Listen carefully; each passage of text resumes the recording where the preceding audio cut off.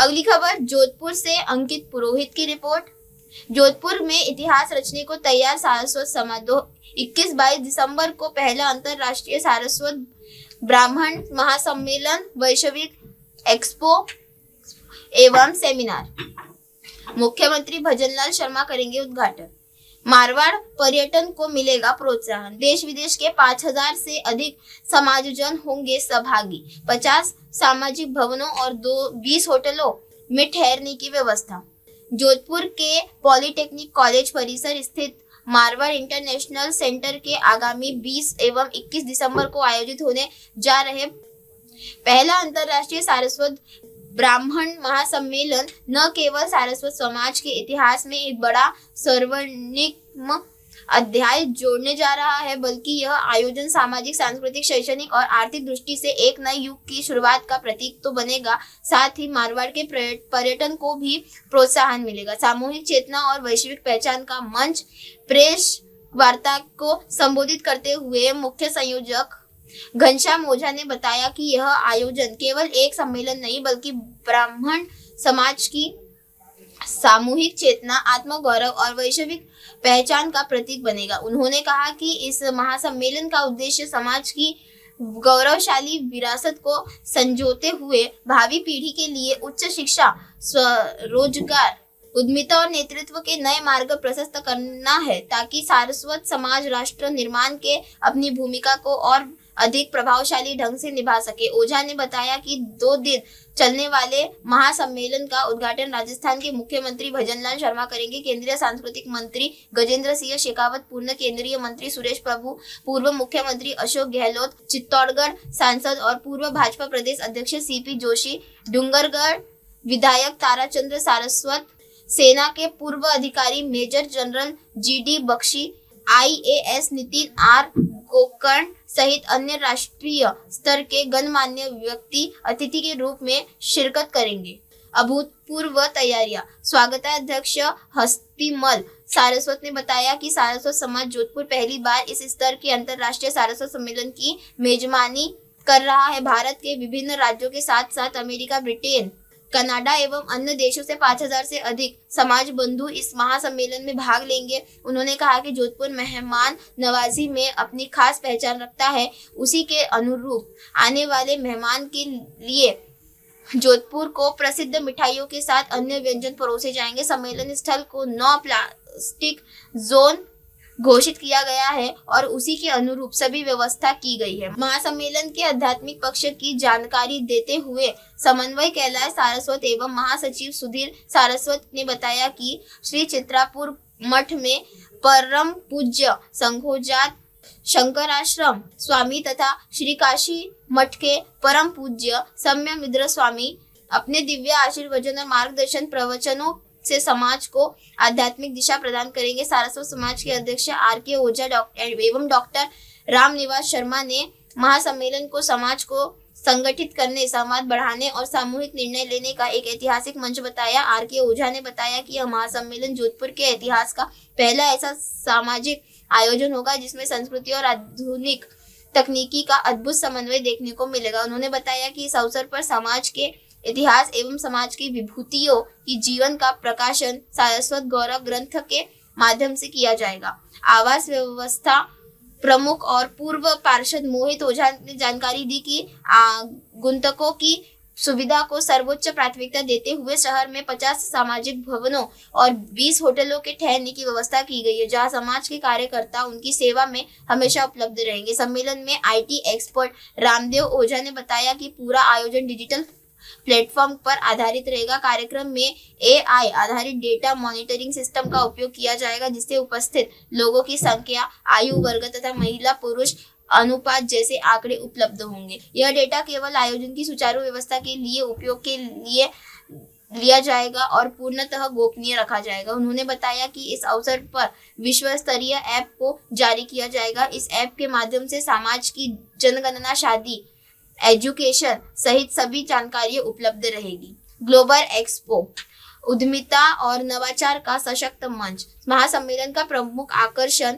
Global expo रहेगा। कैलाश ओझा, नटवर भंडिया एवं राजेश ओझा ने बताया कि एक्सपो में 100 से अधिक स्टॉल लगाए जाएंगे, जहां युवक उद्यमियों, महिला व्यवसायियों, शैक्षणिक संस्थानों, स्टार्टअप एवं सारस्वत समाज की समृद्ध सांस्कृतिक विरासत का जीवंत प्रदर्शन होगा। एक्सपो समाज की प्रतिभाओं को वैश्विक मंच प्रदान करते हुए नेटवर्किंग और व्यापारी संयोजक के नए अवसरों का सृजन करेगा। आवागम प्रभारी राजेश सारस्वत ने बताया कि 19 से 21 दिसंबर तक 3 दिन के लिए आने वाले मेहमानों के आगमन के हेतु 40 बसें 70 कारों की व्यवस्था की गई है। युवा एवं महिला सशक्तिकरण पर विशेष फोकस।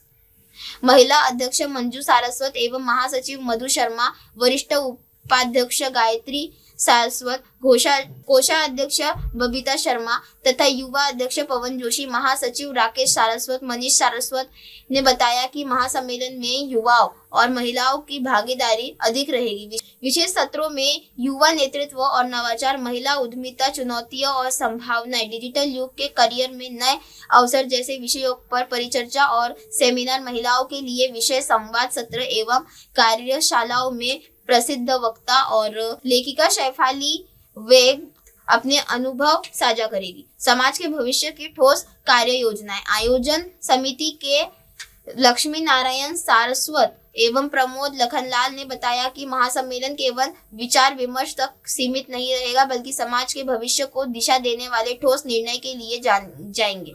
इससे विवाह योग्य युवक युवती डेटाबेस का निर्माण, शिक्षा सहायता कोष के सुदृढ़ करना, रोजगार मार्गदर्शन केंद्र की स्थापना, देश भर में युवा एवं महिला मंचों को संगठित करना जैसे महत्वपूर्ण प्रस्ताव शामिल है, जो आने वाले वर्षों में समाज की मजबूत आधारशिला बनेंगे। महासम्मेलन की तैयारी को लेकर के लिए धर्मेंद्र ओझा, ललित सारस्वत, राकेश ओझा, विजय सारस्वत, पंकज जोशी, महेश ओझा, सुभाष गुरवा, रमाकांत सारस्वत, दिव्यांशु ओझा तथा महिला मंडल में रीना ओझा, मनीषा सारस्वत, भक्ति ओझा, अंजुम मुद्दल, स्वाति शर्मा, रेणुका सारस्वत, कंचन जोशी, कविता गुडगिला, दीपिका सारस्वत, श्रुति जोशी, किरण सारस्वत, प्रीति शर्मा आदि सहित अन्य कार्यकर्ता जुटे हुए हैं। सुविधाएं हम जुटा रहे हैं और हम कोशिश ये करें कि ऐसा लगे जैसे घर में हमारे कोई फंक्शन होता है, शादी ब्याह होता है, जैसे कैसे मेहमान नवाजी, क्योंकि जोधपुर वैसे ही मेहमान नवाजी के लिए फेमस है, इसलिए हम ऐसी व्यवस्था करें आने वाले ये यादगार लेकर जाए कि किस ढंग से हम जोधपुर पहुँचे। पहले भी हम 1996 और 97 में 2 फंक्शन किए थे, वो राज्य स्तर के थे, लेकिन इस बार ये जो महासम्मेलन है वो अंतर्राष्ट्रीय स्तर का है, जिसमें भारत के कोने कोने से हमारे समाज के प्रतिनिधि भाग लेंगे और भारत के बाहर से विभिन्न देशों से भी, जैसे ओझा साहब ने बताया कि 6 देशों से प्रतिनिधि रजिस्टर्ड हो चुके, वो यहाँ आएंगे और हम ये कोशिश करेंगे कि जोधपुर की जो प्रसिद्ध मिठाइयाँ हैं और अन्य व्यंजन उनको परोसे जाएंगे, ताकि वो ये याद करके जाए कि जोधपुर का किस ढंग से यहाँ का खान पान है, रहन सहन है, उसी ढंग की सब्जियाँ, उसी ढंग की मिठाइयाँ, उसी ढंग की जैसे मिर्ची बड़े हैं, यहाँ की जो मावा की कचौरी है, गुलाब जामुन है, लड्डू है, ऐसे विशेष व्यंजन उनको परोसे जाएंगे। और जब स्वागत के लिए हमारी महिलाएं हर मेहमान को तिलक लगा के उनका स्वागत करेंगे, हर मेहमान को हमारा दुपट्टा पहना कर उनका स्वागत किया जाएगा।